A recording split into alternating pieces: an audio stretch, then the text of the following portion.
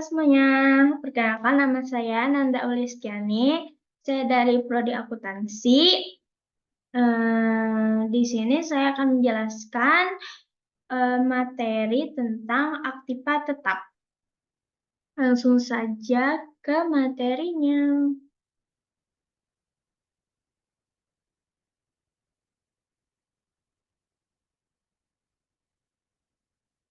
Aktiva tetap atau dalam bahasa Inggris fixed assets adalah aset jangka panjang yang dimiliki oleh perusahaan dan digunakan untuk menjalankan operasionalnya, bukan untuk dijual dalam kegiatan usaha biasa. Aktiva tetap biasanya memiliki umur manfaat lebih dari 1 tahun dan termasuk dalam kategori aset non-lancar. Contohnya ada tanah, bangunan, mesin dan peralatan, dan juga ada kendaraan. Selanjutnya, terdapat 3 kondisi kejadian dalam aset tetap. Yang pertama ada pada saat perolehan, yang kedua pada saat penggunaan atau pemakaian, dan yang ketiga pada saat penghentian. Next, yang pertama kita bahas pada saat perolehan.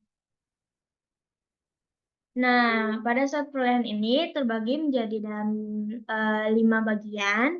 Yang pertama, kapan aset tersebut diperoleh? Aset tersebut diperoleh ketika perusahaan membeli atau memperoleh aset yang akan digunakan dalam jangka panjang untuk operasional bisnisnya. Yang kedua, berapa lama umur ekonomisnya? Umur ekonomis adalah periode waktu di mana aset diharapkan dapat digunakan secara produktif sebelum menjadi usang atau tidak efisien. Umur ekonomis dapat bervariasi tergantung pada jenis aset dan kondisi penggunanya. Yang ketiga ada dari mana aset tersebut diperoleh. Aset tersebut diperoleh dari berbagai sumber, dapat dari vendor atau penjual, atau kontraktor atau penyedia jasa, ada juga pihak ketiga, dan ada juga pihak intern, dan masih banyak lagi.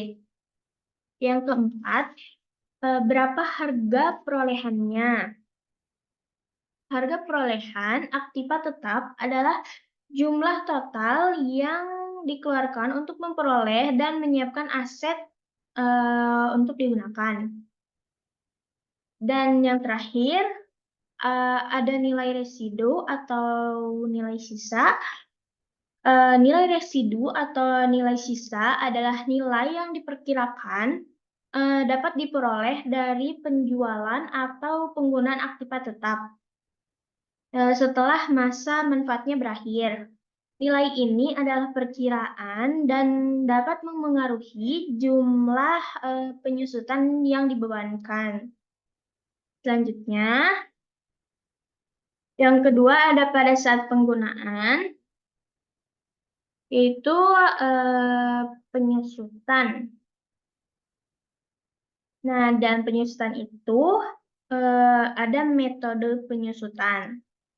Yang pertama ada garis lurus. Metode penyusutan garis lurus, yaitu metode garis lurus adalah metode penyusutan yang paling sederhana dan paling umum digunakan. Metode ini membagi biaya perolehan aktiva tetap secara merata selama umur ekonomisnya. Yang kedua ada angka tahun. Metode angka tahun adalah metode penyusutan yang menghitung penyusutan berdasarkan jumlah angka tahun yang tersisa dalam masa manfaatnya. Masa manfaat aktiva. Penyusutan lebih besar terjadi pada awal masa manfaat dan berkurang seiring waktu. Dan yang ketiga, ada metode saldo menurun. Metode penyusutan saldo menurun adalah metode penyusutan yang memperhitungkan bahwa aktiva akan mengalami penyusutan lebih cepat pada tahun-tahun awal.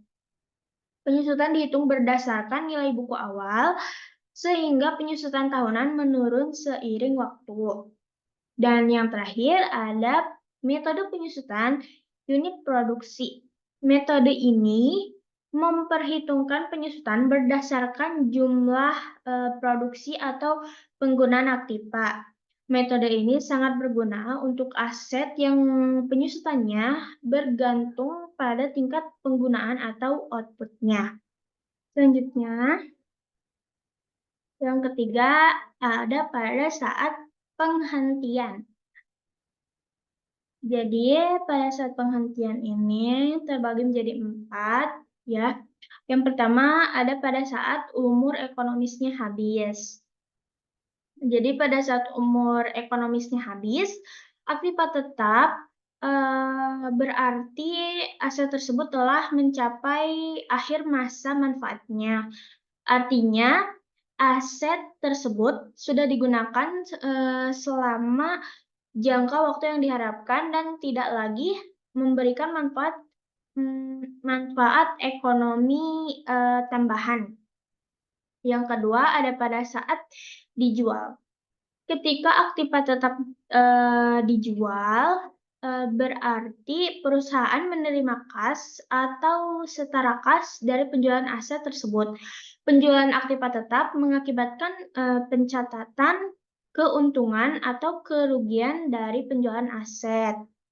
Selanjutnya, yang ketiga ada pada saat ditukar. Nah, pada saat aktiva tetap ditukar dengan aktiva lain, perusahaan menggantikan suatu aset dengan aset lainnya yang bisa terjadi dalam berbagai bentuk transaksi pertukaran. Dan yang keempat, pada saat terjadi musibah.